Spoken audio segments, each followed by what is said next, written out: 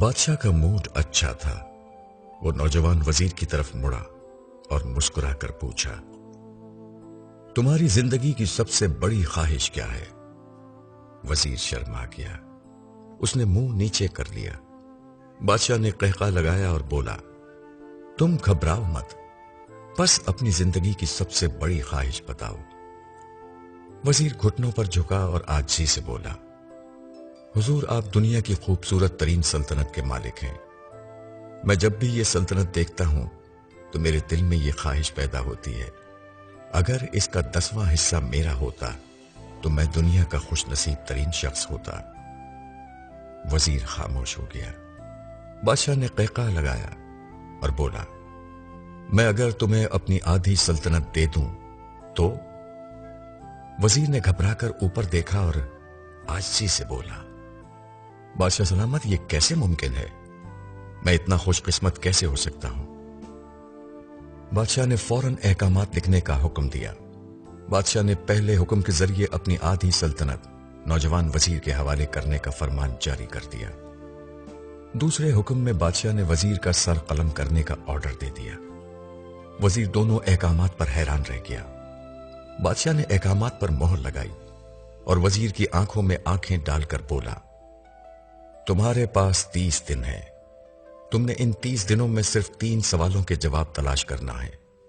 تم کامیاب ہو گئے تو میرا دوسرا حکم منسوخ ہو جائے گا اور تمہیں آدھی سلطنت مل جائے گی، اور اگر تم ناکام ہو گئے تو پہلا حکم خارج سمجھا جائے گا اور دوسرے حکم کے مطابق تمہارا سر اتار دیا جائے گا۔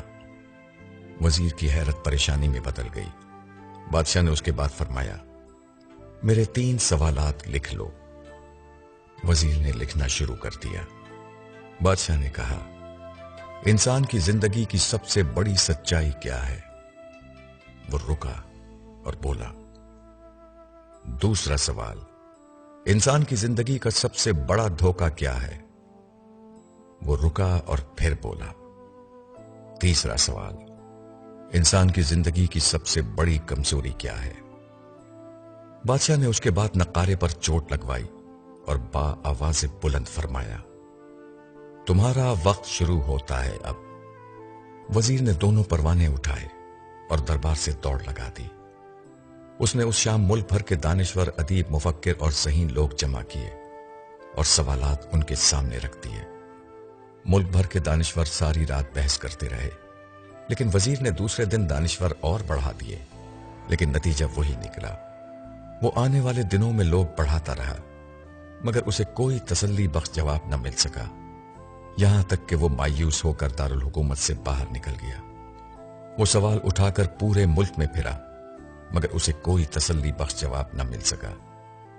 وہ مارا مارا پھرتا رہا، شہر شہر، گاؤں گاؤں کی خاک چھانتا رہا۔ شاہی لباس پھٹ گیا، پگڑی ڈھیلی ہو کر گردن میں لٹک گئی، جوتے پھٹ گئے اور پاؤں میں چھالے پڑ گئے، یہاں تک کہ شرط کا آخری دن آ گیا۔ اگلے دن اس نے دربار میں پیش ہونا تھا۔ وزیر کو یقین تھا کہ یہ اس کی زندگی کا آخری دن ہے، کل اس کی گردن کاٹ دی جائے گی اور جسم شہر کے مرکزی پل پر لٹکا دیا جائے گا۔ وہ مایوسی کے عالم میں دارالحکومت کی کچی آبادی میں پہنچ گیا۔ آبادی کے سرے پر ایک فقیر کی جھونپڑی تھی۔ وہ گرتا پڑتا اس کٹیا تک پہنچ گیا۔ فقیر سوکھی روٹی پانی میں ڈبو کر کھا رہا تھا، ساتھ ہی دودھ کا پیالہ پڑا تھا، اور فقیر کا کتا شڑاب شڑاب کی آوازوں کے ساتھ دودھ پی رہا تھا۔ فقیر نے وزیر کی حالت دیکھی، قہقہ لگایا اور بولا، جناب عالی، آپ صحیح جگہ پہنچے ہیں، آپ کے 3 سوالات کے جوابات میرے پاس ہیں۔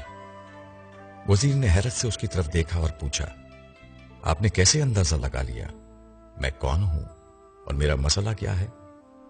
فقیر نے سوکھی روٹی کے ٹکڑے چھابے میں رکھے، مسکرایا، اپنا بوریا اٹھایا اور وزیر سے کہا، یہ دیکھیے، آپ کو بات سمجھ آ جائے گی۔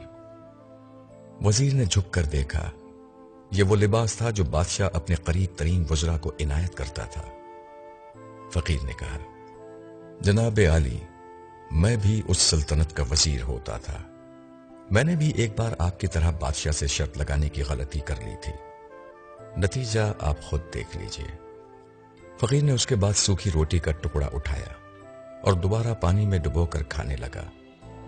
وزیر نے دکھی دل سے پوچھا، کیا آپ بھی جواب تلاش نہیں کر سکے تھے؟ فقیر نے قہقہہ لگایا اور جواب دیا، میرا کیس آپ سے مختلف تھا، میں نے جواب ڈھونڈ لیے تھے۔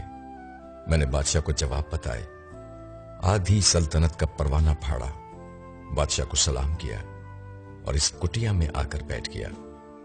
میں اور میرا کتا دونوں مطمئن زندگی گزار رہے ہیں۔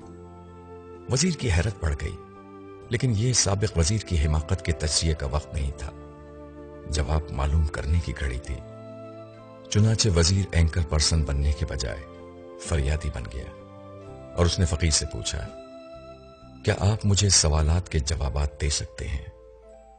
فقیر نے ہاں میں گردن ہلا کر جواب دیا، میں پہلے 2 سوالوں کا جواب مفت دوں گا، لیکن تیسرے جواب کے لیے تمہیں قیمت ادا کرنی ہوگی۔ وزیر کے پاس شرط ماننے کے سوا کوئی آپشن نہیں تھا، اس نے فوراً ہاں میں گردن ہلا دی۔ فقیر بولا، دنیا کی سب سے بڑی سچائی موت ہے۔ انسان کوئی بھی ہو، کچھ بھی ہو، وہ اس سچائی سے نہیں بچ سکتا۔ وہ رکا اور بولا، انسان کی زندگی کا سب سے بڑا دھوکہ زندگی ہے۔ ہم میں سے ہر شخص زندگی کو دائمی سمجھ کر اس کے دھوکے میں آ جاتا ہے۔ فقیر کے دونوں جوابات ناقابل تردید تھے۔ وزیر سرشار ہو گیا۔ اس نے اب تیسرے جواب کے لیے فقیر سے شرط پوچھی۔ فقیر نے قہقہہ لگایا، کتے کے سامنے سے دودھ کا پیالہ اٹھایا، وزیر کے ہاتھ میں دیا اور کہا، میں آپ کو تیسرے سوال کا جواب اس وقت تک نہیں دوں گا جب تک آپ یہ دودھ نہیں پیتے۔ وزیر کے ماتھے پر پسینہ آ گیا۔ اس نے نفرت سے پیالہ زمین پر رکھ دیا۔ وہ کسی قیمت پر کتے کا جھوٹا دودھ نہیں پینا چاہتا تھا۔ فقیر نے کندھے اچکائے اور کہا، تمہارے پاس اب 2 راستے ہیں، تم انکار کر دو اور شاہی جلاد کل تمہارا سر اتار دے، یا پھر تم یہ آدھ پاؤ دودھ پی جاؤ اور تمہاری جان بھی بچ جائے اور تم آدھی سلطنت کے مالک بھی بن جاؤ۔ فیصلہ بہرحال تم نے کرنا ہے۔ وزیر مخمسے میں پھنس گیا۔ ایک طرف زندگی اور آدھی سلطنت تھی اور دوسری طرف کتے کا جھوٹا دودھ تھا۔ وہ سوچتا رہا یہاں تک کہ جان اور مال جیت گیا اور سیلف ریسپیکٹ ہار گئی۔ وزیر نے پیالہ اٹھایا اور ایک ہی سانس میں دودھ پی گیا۔ فقیر نے قہقہہ لگایا اور بولا، میرے بچے، انسان کی سب سے بڑی کمزوری غرض ہوتی ہے۔ یہ اسے کتے کا جھوٹا دودھ تک پینے پر مجبور کر دیتی ہے، اور یہ وہ سچ ہے جس نے مجھے سلطنت کا پروانہ پھاڑ کر اس کٹیا میں بیٹھنے پر مجبور کر دیا تھا۔ میں جان گیا تھا کہ میں جوں جوں زندگی کے دھوکے میں آؤں گا، میں موت کی سچائی کو فراموش کرتا جاؤں گا، اور میں موت کو جتنا فراموش کرتا رہوں گا، میں اتنا ہی غرض کی دلدل میں دھستا جاؤں گا، اور مجھے روز اس دلدل میں سانس لینے کے لیے غرض کا خلیص دودھ پینا پڑے گا۔ لہذا میرا مشورہ ہے، زندگی کی ان تینوں حقیقتوں کو جان لو، تمہاری زندگی اچھی گزرے گی۔ وزیر خجالت، شرمندگی اور خود ترسی کا تحفہ لے کر فقیر کی کٹیا سے نکلا اور محل کی طرف چل پڑا۔ وہ جوں جوں محل کے قریب پہنچ رہا تھا، اس کے احساس شرمندگی میں اضافہ ہو رہا تھا، اس کے اندر ذلت کا احساس بڑھ رہا تھا۔ وہ اسی احساس کے ساتھ محل کے دروازے پر پہنچا۔ اس کے سینے میں ایک خوفناک ٹیس اٹھی۔ وہ گھوڑے سے گرا، لمبی ہچکی لی اور اس کی روح قفس انصری سے پرواز کر گئی۔ ہمیں کسی دن کسی ٹھنڈی جگہ پر بیٹھ کر زندگی کے ان بنیادی سوالوں پر ضرور غور کرنا چاہیے۔ ہمیں یہ سوچنا چاہیے، ہم لوگ کہیں زندگی کے دھوکے میں آ کر غرض کے پیچھے تو نہیں بھاگ رہے، ہم لوگ کہیں موت کو فراموش تو نہیں کر بیٹھے، ہم کہیں اس کہانی کے وزیر تو نہیں بن گئے۔ مجھے یقین ہے ہم لوگوں نے جس دن یہ سوچ لیا، اس دن ہم غرض کے ان غلیظ پیالوں سے بالا تر ہو جائیں گے۔